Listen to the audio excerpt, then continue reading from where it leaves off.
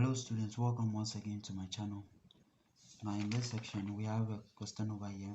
Now we have a function x plus 1 over x being equal to s to the power 130 plus 1 divided by 130 1 divided by s to the power 130, then f of 1 equal to what? So if this is equal to that, then f of 1 equal to this. Now I'm going to solve this function using two methods. So let's move on with the first method. So with the first method, right, we have f. So if f of whatever is here equal to that, and which means that s plus 1 over x here equal to 1, and therefore simplifying this, we have s squared plus just 1 being equal to x, and therefore we have s squared being equal to x minus 1.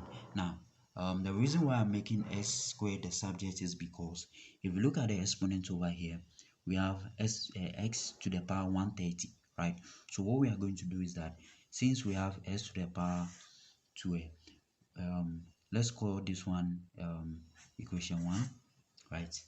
Let's call it equation 1, and then what we are going to do is to continue increasing the exponent till we get to 130, right?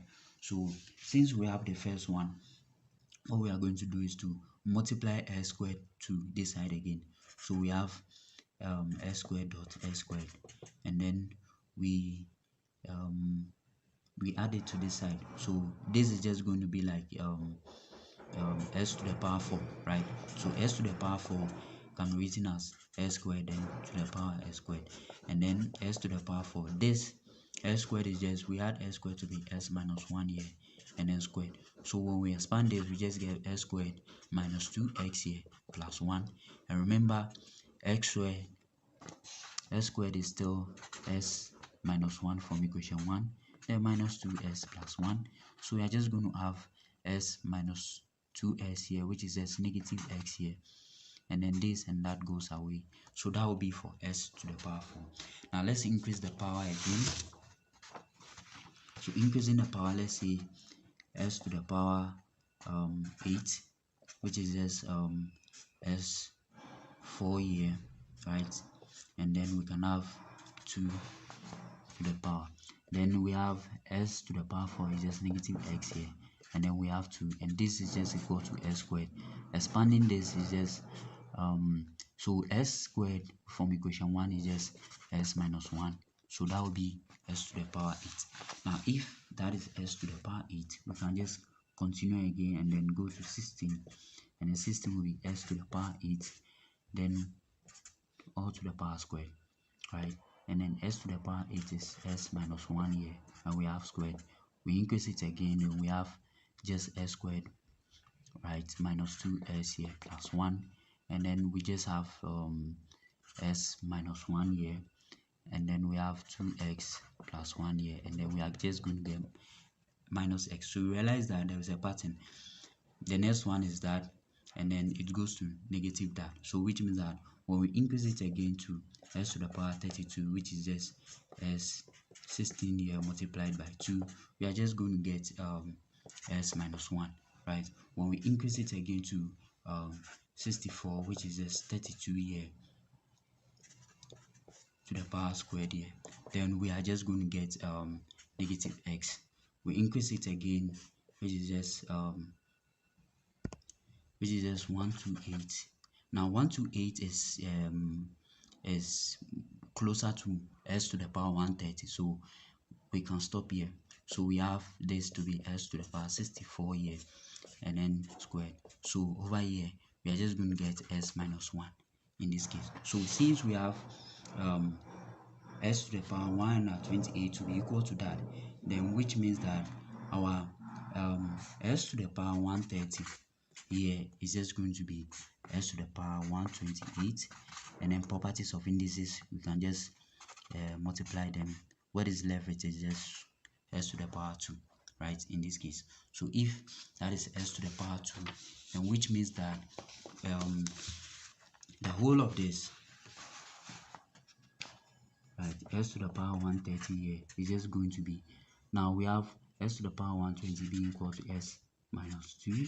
And then from equation 1 we have x squared here being equal to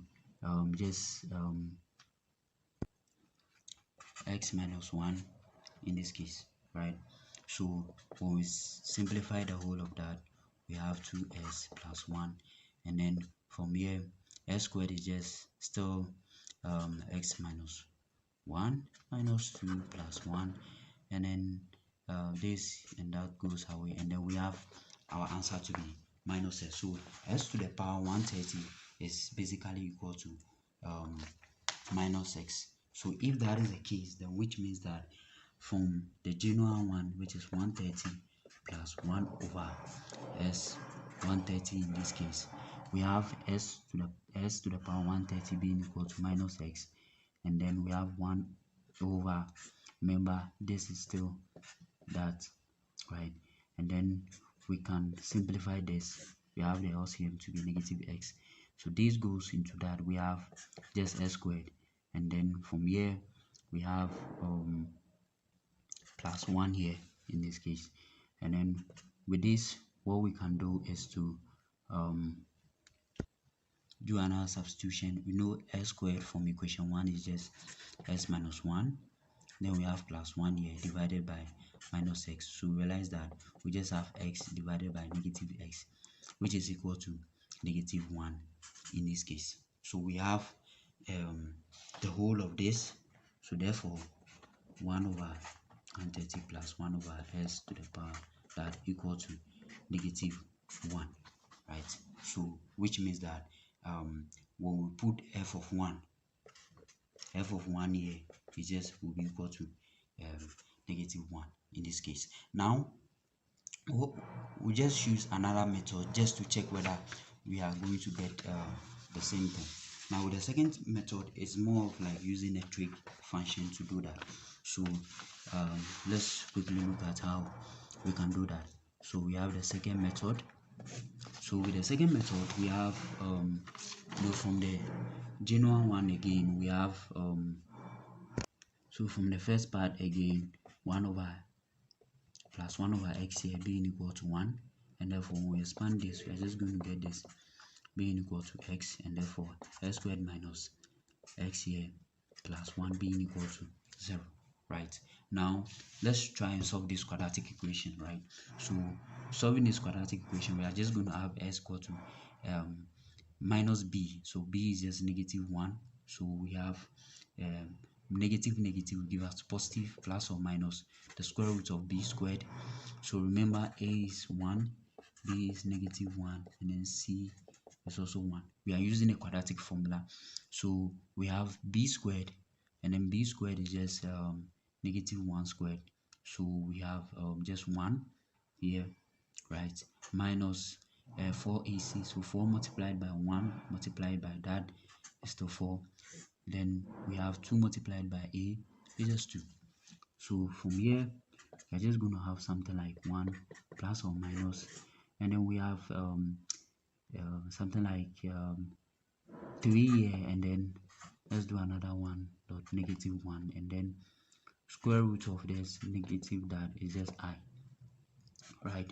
So remember, divided by 2, so therefore we can write the whole of this as plus or minus the square root of 3 I divided by 2 in this case. So this is the value of x in this case. So let's write it this way: 1 over 2, then we have plus or minus square root of 3 imaginary, and then we add 2 in this case. Now from trig, we can apply trig on both sides, right?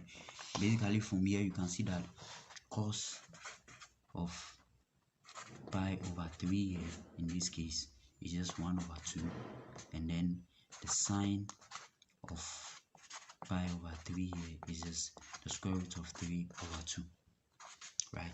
That's from the trig function, and therefore with this we can quickly go ahead and then substitute that into it.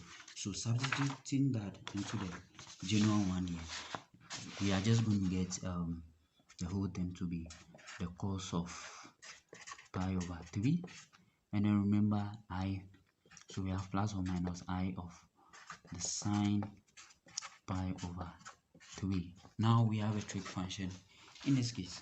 So remember, everything here is still equal to x, right?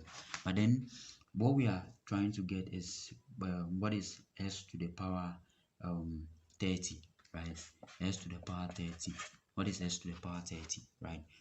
We can just continue until we get to 30. But then in this case, we are going to use the De Moivre's formula in this case. So using the De Moivre's formula, when you have something like this and you have the cos of pi over 3, then so we can use one side, so the positive side, and then sine of pi over 3 here, right? But remember, it's 130, so you can write it this way, and therefore simplifying this is just going to be the cos of, we're just going to multiply the 130 with each of the parts. So we have cos 130 pi divided by 3, and then plus I sine 130 pi, and then divided by 3 in this case, right? And that will be equal to s to the power 130 using the De Moivre's formula, right? So this is what we are going to have. Now from here,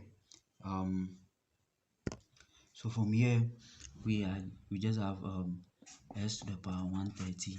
Now the cos of 130 pi divided by 3 is just negative 1 over 2, and then from here we have I sine the sine of 130 pi divided by 3 here is just going to give us negative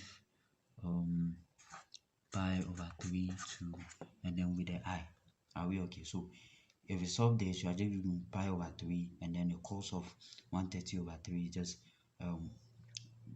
1 over negative 1 over 2, right? Now from here, remember the question is so we have, what about 1 over 30?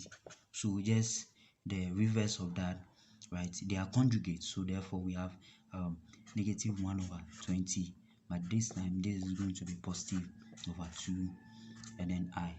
But remember, you are looking for what is their sum, s to the power 130 plus 1 over s to the power 130, right? Summing them up, this and that goes away, and therefore we are left with negative so summing them up, we have negative 1 over 2 here. So this and that goes away rather, but then we have negative 1 over 2 here, right? And then the whole of this should give us negative 1. So therefore x 130 plus 1 over s 130 in this case is just equal to negative 1, right? And therefore this actually is equivalent to the first method that we use. So therefore everything here is just going to give us negative 1. So realize that the first method is just, the answer we got for the first method is the same as the second method, and therefore that will be our answer. Thank you very much for joining me in this session. If you are new here, please like, subscribe, and also hit the notification bell to be notified anytime we post a new video. Thank you very much, and I will see you guys in another section.